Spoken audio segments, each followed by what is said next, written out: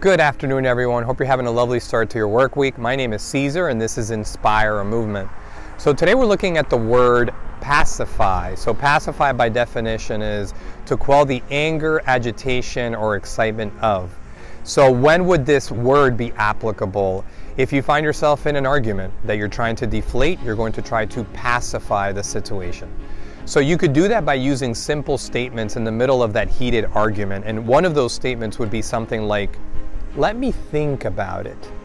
So to come to a pause and say, let me think about it, that would be a great way to pacify what is now becoming a heated convo. That shows that you are willing to explore. It's a form of validation to the person, so that you could see why this would work. Another statement that you could potentially use is, you may be right.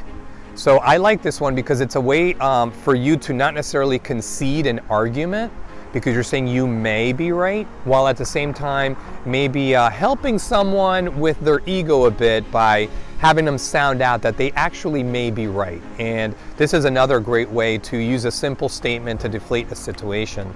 Another thing that you could say is, you know what, I understand. I understand. That's a very powerful statement to say.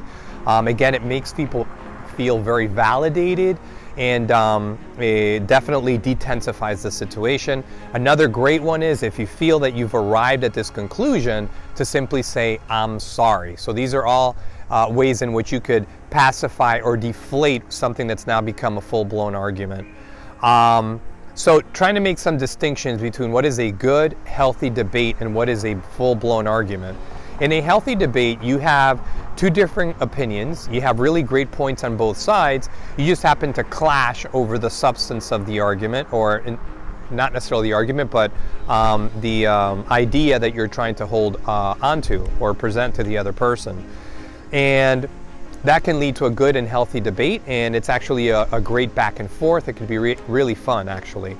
In an argument, the tensions really rise.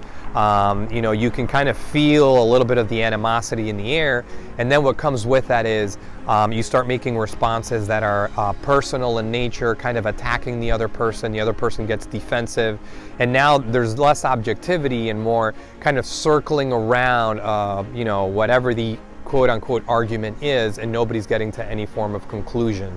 So those are two distinctions between the two. Typically when it's arguing between couples, you'll hear them say, we just simply don't know how to communicate.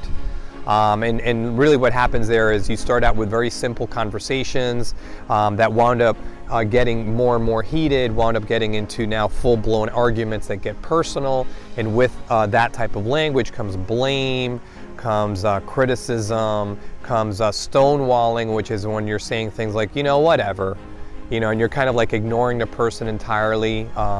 And all of these things you could see are very toxic and don't lead to clear connectedness between the couple, born out of really bad communication. So as I try to reflect on the word pacify, I can honestly say this is something I still need to work on very much. I used to be terrible as far as arguments are concerned, but I've learned to be a little bit more reflective in nature and not fall a victim to getting really heated and argumentative.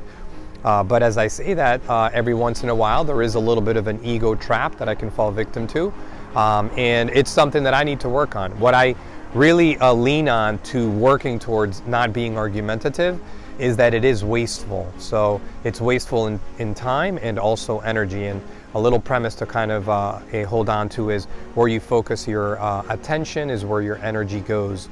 So rather than focus all of my attention on winning an argument, why not focus it on pacifying so that I could invest my energy into something more constructive, like helping somebody be a better version of themselves, which is really near and dear to my heart.